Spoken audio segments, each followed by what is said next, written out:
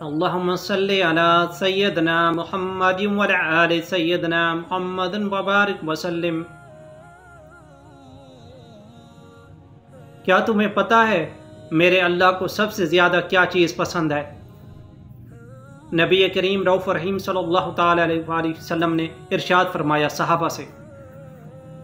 صحابہ نے عرض کی یا رسول اللہ ارشاد فرمائیں۔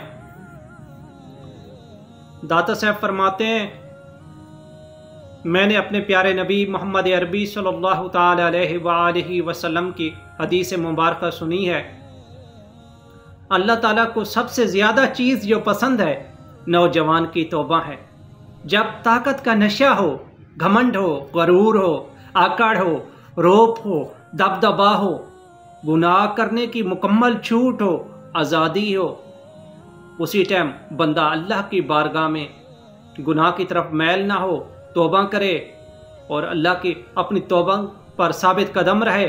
اللہ تعالیٰ کو نوجوان کی توبہ بہت پسند ہے۔ سب سے زیادہ محبوب چیز اللہ تعالیٰ کی نوجوان کو توبہ پسند ہے۔ لہٰذا جو دوست احباب سنتے ہیں اللہ تعالیٰ ان کو بھی توبہ کی توفیق عطا فرمائے، مجھے بھی توبہ کی توفیق عطا فرمائے۔